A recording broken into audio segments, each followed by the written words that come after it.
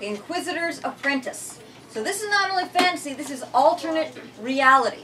This takes place at the turn of the 20th century, aka the 1900s, on the Lower East Side of New York.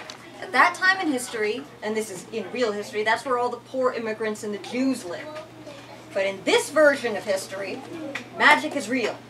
Everyone knows magic is real, and it is unconstitutional. So there's an entire part of the New York City Police Department called the Inquisitors, whose sole job is to investigate and detect magical crime. The day Sasha found out he could see witches was the worst day of his life. It started out a perfectly ordinary Friday afternoon, if you could ever call Friday afternoons on Hester Street ordinary. People said there were more humans per square mile on New York's Lower East Side than in the black hole of Calcutta.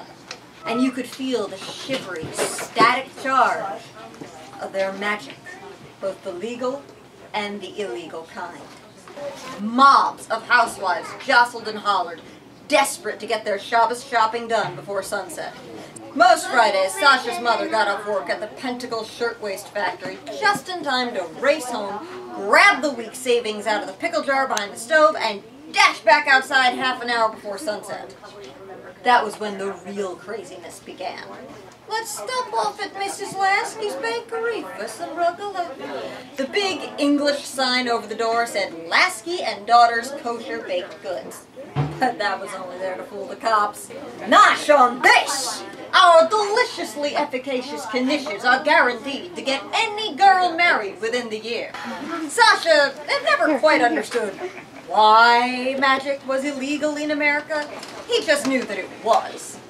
And that his mother and practically every other housewife on Hester Street cheerfully ignored the law whenever disapproving husbands and fathers, not to mention the NYPD Inquisitors, were safely elsewhere. Sasha watches Mrs. Lasky do a spell, and something weird happens. He sees a big purple cloud in the air go from Mrs. Lasky to someone else, and it is discovered by him and by an inquisitor who happens to be walking through at that moment that Sasha has the talent to see magic happen.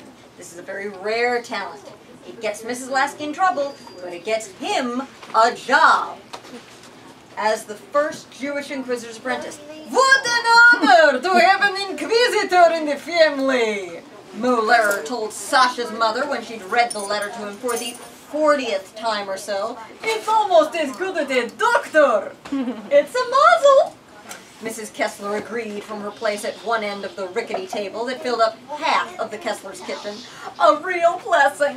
Isn't that right, Danny? Mr. Kessler agreed without looking up from his copy of Andrew Carbuncle's best-selling memoir, Wealth Without Magic. Only in America. You got that right! Sasha's Uncle Mordecai mocked from behind the ink-splashed pages of the Yiddish Daily Magic Worker. Only in America can Jewish boys grow up to become cogs in the anti-Wiccan machine just like Gentiles. I still don't get it, though, Becca said skeptically. Who are the height of a Jew being an Inquisitor? And why Sasha? Because he's special. They said so with their fancy tests. I'll say he's special, Grandpa Kessler snorted. He's the grandson and great-grandson of famous Kabbalists, and what do his magical talents amount to?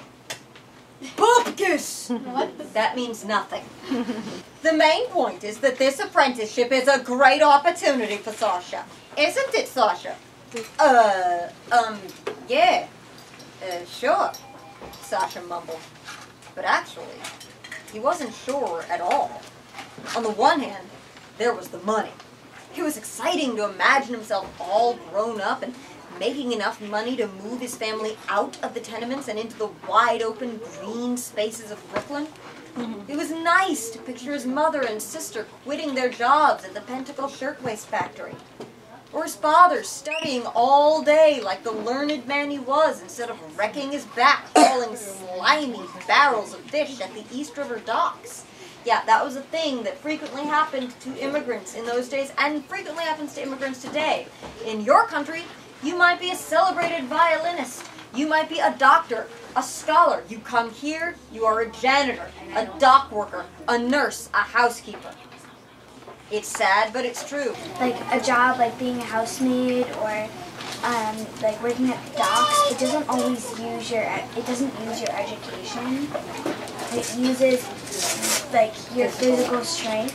Right. So you don't have to know anything. But you know, it doesn't matter. It doesn't matter. If you did, even if you were the smartest mathematician in India or something, you couldn't even start again. You know, sometimes people are like, why would they move? They had a PhD or they were really smart and they had a good job and a good life. Well, sometimes they move because they want to change their life and they don't like the way they live. America was known as the land of the free, and it was known as this great place. But then when they came here, it's really, really hard to make. It's actually very, very hard to make a life when you're an immigrant. There's bigotry. You're from Mexico. I don't care that you're a professor in Mexico. I don't trust Mexican standards of education. They won't be hired. Did Sasha really want to spend the rest of his life writing out illegal use of magic citations and dragging people like Mrs. Lasky off to jail?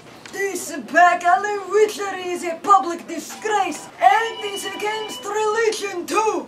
As the learned Rabbi Ovadia of Bertinoro said, God weeps when women work magic.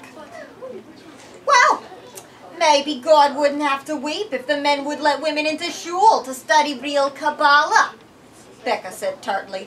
Don't talk back to your grandfather, young lady. What? I'm only saying what you've said 100 times before, and don't talk back to me either. In Orthodox and especially in Hasidic, only men get to study the Talmud or the Torah. Only men learn Hebrew. Only men get bar mitzvah. Only men can study religion. Women are kept out of shul and synagogue. Why does Mrs. Kessler say, Becca, shut up? That's been going on for so long, and she doesn't want to, and you're not supposed to, like, defy religion, and she doesn't want her father-in-law to get angry. Mrs. Kessler is stirring the soup and realizes she doesn't have enough water. So she goes outside to get more. She gets mugged and knocked unconscious. They find her hours later in a ditch, knocked unconscious, mostly okay, but the locket is gone. It was one of the only things she took out of Russia with her, because in it were baby hairs from Becca, Sasha, and a third child who didn't live very long. The hairs inside might be magical, or the locket itself might have magical powers, and they knew that. In a lot of stories, hairs have power because, like, if you put them on those voodoo dolls, you can control them through the voodoo dolls. So hairs of people have power, and that's probably one of the reasons why she's so upset that she lost it, because she's afraid that something could happen to Becca and especially Sasha, because if somebody who didn't want him to be an Inquisitor got hold of that could be really bad for him. This is the first day he's going to go to work as an Inquisitor's apprentice. Sit, she said, carving a massive slice of black bread off the loaf for him. Eat, you need your strength today. Sasha stared, overwhelmed. Yesterday he'd been a kid. Today his mother was taking care of him just like she took care of his father, crazy as it sounded. Even a lowly apprentice Inquisitor made more money than Sasha's father earned working 12-hour shifts at the docks. Sasha hadn't been able to look his father in the eye for days after he found that out. But what could you do about it? America was a new world where none of the old rules applied. Dad offers something unusual. He says, why don't you and I go get a cup of coffee at the Cafe Metropole? This is a big deal. The big day's finally here. Excited? Well, You're not worried about Inquisitor Wolf, are you? Don't be. Sure, he's got this big reputation, big macher. But I know you. You're smart and honest, a hard worker. I just hope I can help out around the house some. You know, like Becca does.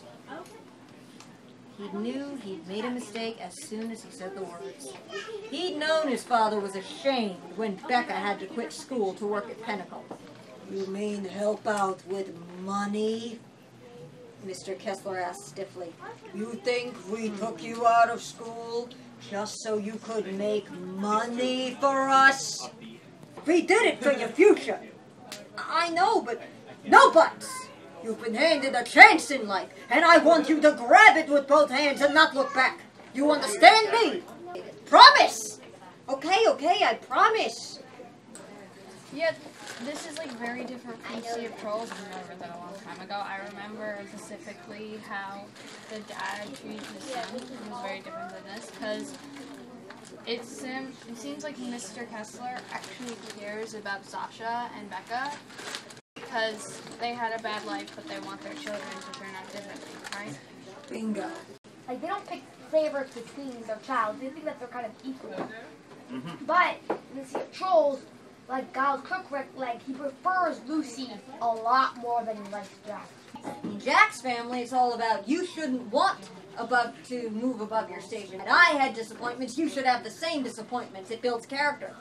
In Sasha's family, we should strive to be better than the previous generation. I work hard and sacrifice my life and work at the docks, and your mother works in a crappy factory so that our children can have better than we had. And they only ask their children to sacrifice if it is truly, truly necessary.